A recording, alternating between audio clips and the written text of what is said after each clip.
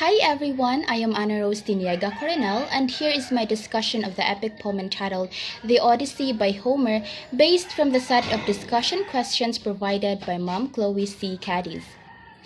Homer's epic poem The Odyssey, A Tale of Odysseus' Journey Home, is a story of a warrior named Odysseus and his 20-year expedition to his home Ithaca. A dominant theme in the Odyssey is vengeance. It is exemplified through Poseidon and his son Polyphemus, and through Odysseus and his son Telemachus' battle with the suitors. One of the many instances that shows what Odysseus' hubris are is when he and his men are trying to escape from the Cyclops Polyphemus, son of Poseidon. They drag the monster until it passes out and then stab him with a timber in his single eye, causing Polyphemus to get blind.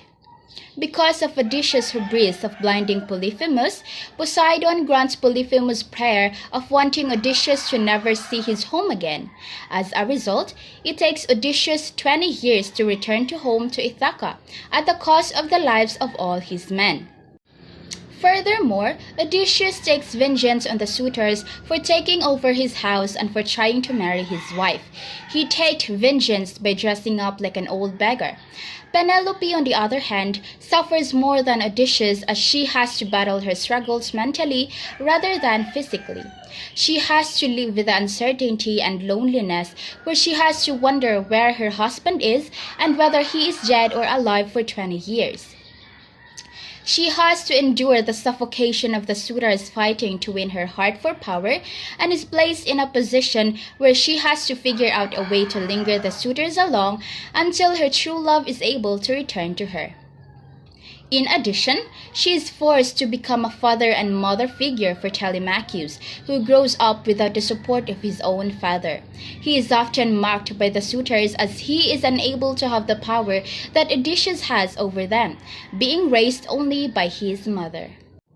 Antinous, on the other hand, is one of the suitors in the Odyssey, is a violent and overconfident character who strives hard to take Odysseus' throne. He is one of the two prominent suitors vying for Penelope's hand in marriage and attempting to kill Telemachus. He sends a small group of suitors to intercept Telemachus on his journey home from Menelaus, Odysseus' friend, and kill him, but failed as Telemachus escapes their trap with the help of the Greek goddess Athena. They pose a threat to Odysseus' family as he forgoes their custom of Xenia.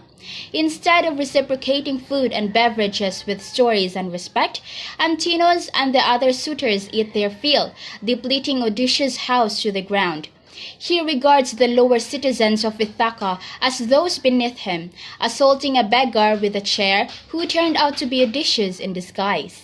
Antinous' treatment of Odysseus, although disguised, lacks respect. He strikes down Odysseus with a chair and is in turn the first suitor to be slain by the Ithacan king. The suitors have no idea what is happening. Then Odysseus reveals himself to the suitors. They try to run, but the doors are locked, and so they are killed by the father-son duo, Odysseus and Telemachus. In the Odyssey, there is a distinct relationship that is shared between the mortals and the gods. In the link with Christian faith, the gods in the Odyssey are physically present. The gods help, lend assistance, support, and mentor the mortals, more of like a guardian angel. In comparison, the gods have their favorites, which may result in the negativity towards a mortal from a particular god, as so the mortals are at the mercy of gods. Majority of the time, the mortals benefit greatly from the gods and can be seen to transform for the better. Although there may be a lot of justice in the Odyssey, but the court of law is nowhere to be found.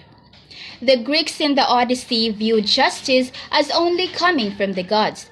They believed the gods punished them because they have fallen out of their favor and not because they had really done anything wrong by human standards. Gods in the Odyssey use justice to be feared and gain respect, and God in the Bible used justice to show love to his faithful disciples and to help his stray sheep stay on the path and learn his love for them.